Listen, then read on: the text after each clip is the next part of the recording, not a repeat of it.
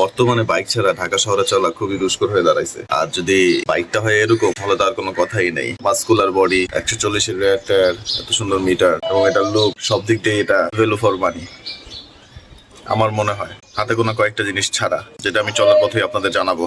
এই গাড়িটার হাজারো গুণ থাকলেও আমি দুইটা কারণে এই গাড়িটাকে পিছায় রাখবো। এক হচ্ছে এটার ইঞ্জিনের হিটিং ইস্যু, বাবা কি গরম, এই হিটিং ইস্যু।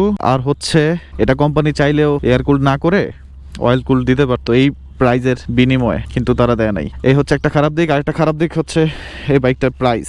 যদি এটা আপাতত 3,50,000-এ বিক্রি হচ্ছে, 49,950-এ বিক্রি হচ্ছে। যদি এটার হিটিং ইস্যু অথবা এটার অয়েল কুলড অথবা ওয়াটার কুল দিত, তাহলে এই গাড়ির প্রাইস অনুযায়ী এটা পারফেক্ট গাড়ি ছিল। যাই হোক, ব্যাড লাক। আই হোপ এটা ঠিক করবে তারা।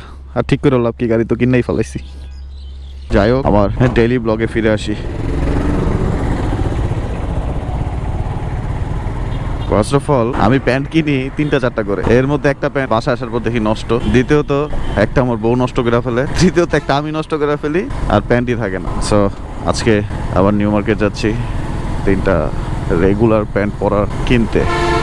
কয়েকটা বিশেষ বিশেষ কারণে আমার এই বাইকটা নিতে হয়েছে, সে কারণগুলো আমি শেয়ার করবো। আমার বাজেট ছিল 4 লক্ষ টাকা। 4 লক্ষ টাকার মধ্যে আমি সর্বপ্রথম আমার টেনশন ছিল আমি কিটওয়ালা বাইক। কিটওয়ালা বাইকের মধ্যে আমার হাতে অপশন ছিল 13 GP, R15 version 3 second hand, Repsol second hand, GSX new চাইলেও নিতে পারতাম। আর একটা হচ্ছে SF। ফার্স্ট অফ অল, যেহেতু আমি ফ্যামিলি পার্সন, আমার ওয়াইফ আছে, সেহেতু আমার পক্ষে একটা গাড়ি বাদ দিয়ে দেওয়াই উচিত ছিল, সেটা হচ্ছে সুজুকি GSX।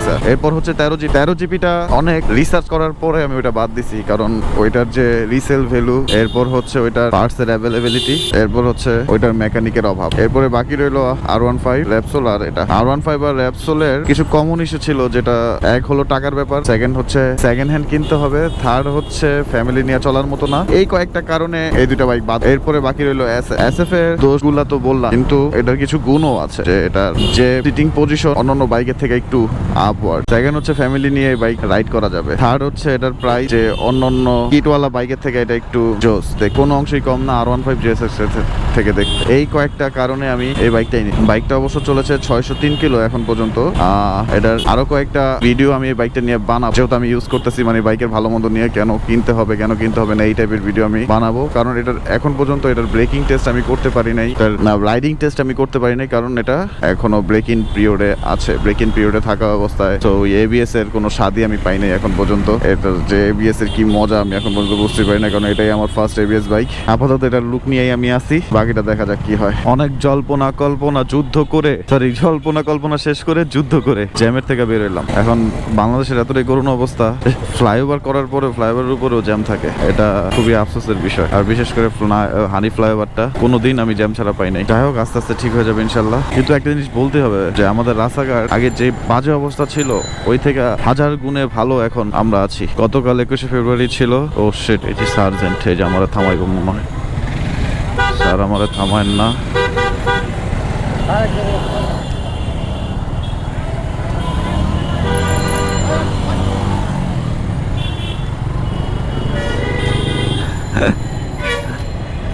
ভাই তো করা মাল, নগদ টাইম না গেছে গা, দুসলো না, বুঝলাম না। তার মাথায় হেলমেটও ছিল, পিছনে নাম্বার প্লেটও ছিল, কিন্তু কেন দাঁড়াইলো না আমি জানি না। পুলিশ চোখ ভাই ফাঁকি দেওয়া অসম্ভব। তারা সব বুঝে, একটা গাড়ি দেখে বোঝা যায় যে কার কি আছে কি নাই। না, সিনটা দেখে ভালোই লাগলো।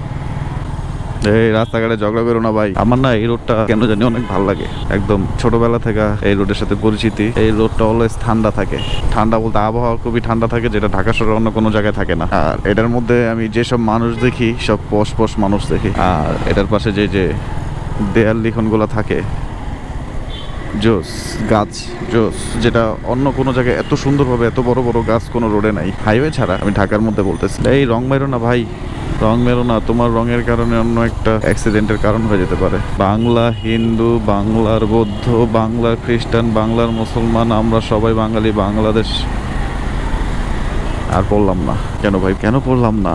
চাই না কোনো কন্ট্রোভার্সির শিকার হইতে, দ্যাটস ওয়াই। এটা যার যার পার্সোনাল ব্যাপার। এই হচ্ছে ঢাকা ইউনিভার্সিটির গেট আমার সামনে, যেটা দিয়ে আমি এখন বের হয়ে যাচ্ছি এবং এটা থেকে বের হলে আমি নিউ মার্কেটে প্রবেশ করব। আপাতত নীলক্ষেতের মোচরেই আছি।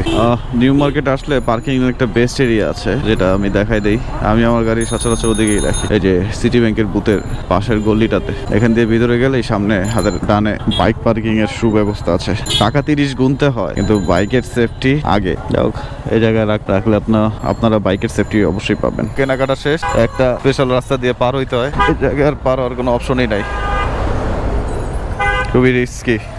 গাড়ি যেখানে পার্কিং করছে ওইখানে এখন যাবো। 3টা রেগুলার পর প্যান্ট নিলাম, দেখা হচ্ছে গাড়িতে। শপিং করা শেষ, সেটা নিয়ে না পড়লেই হয়েছে। কালো গাড়ির এই একটাই সমস্যা, রাখলেই তুলা। এখান থেকে বের করাটাই হলো প্যারা। আমি জিন্স আর 360টা এতক্ষণ এই জায়গায় লাগা রাখছিলাম না, মাত্র পকেটে হাত দিয়ে দেখি ওটা এখনো চলতেছে। পকেট থেকে বের করলাম, বের করার পর দেখি কি যে ওইটা অফ হচ্ছে না, রেকর্ডিং আর অফ হচ্ছে না। সো ব্যাটারি খুইলা আবার লাগাইতে হইলো। তার মানে ওই রেকর্ড গুলা হয় নাই। মাঝে মাঝে এত বিরক্ত লাগে, এই মোচরটার মধ্যে এসে সবার মুচড়ামুচড়ি করা লাগে, অন্য কিছু ভাই। কিন্তু হয়তো এরা জানে না যে আমি কি পরিমাণ শয়তান। রে জ্যাম রে জ্যাম রে, এই জায়গাটাতে ধরপাকড়াও চলতেছে, বাইকারদের মামলা চলতেছে উড়াধুরা। আমার আর যে কিছু করেন দাঁড়া করেন, আমার কাছে ক্যামেরা আছে। দাঁড়া করে লাভ নাই ভাই, আমার কাছে সবই আছে কাগজপত্র। আমি নতুন গাড়ি কিনা 7 দিন গাড়ি চালাই নাই আইন অমান্য হবে বলে। আমি চাই না আইন অমান্য হোক, পুলিশের কাছে আমি ধরা খাই। যদি কখনো কোনো কারণে ধরা খাই, এটা হলো মানি ব্যাগ রাইখ আসার কারণে। মানি ব্যাগের মধ্যে কাগজ থাকবে। আদারওয়াইজ আমি হাইড্রোলিক হর্ন লাগাইতে গিয়েও আমি হর্ন লাগাই নাই, নর্মাল হর্ন লাগাইছি, যাতে পুলিশ আমারে এরা কোনোভাবে মামলা দিতে না পারে।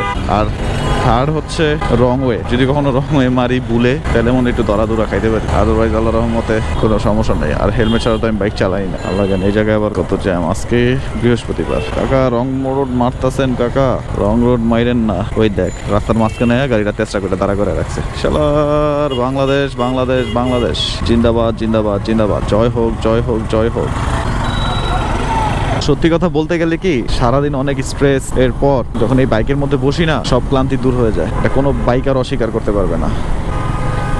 ও সেই। আর এটা জিক্সার সম্পর্কে খারাপ বিষয় বলি, আমার গাড়িটা হচ্ছে 1 তারিখে কিনা ধরতে গেলে, আজকে হচ্ছে 22 তারিখ, 22 দিন হয়েছে। 22 দিন আমি একটা জিনিস খেয়াল করতে পারছি কি, যে আমার ব্যাক পেইন হয়। তারপরে হাতে যে দেখেন কি অবস্থা,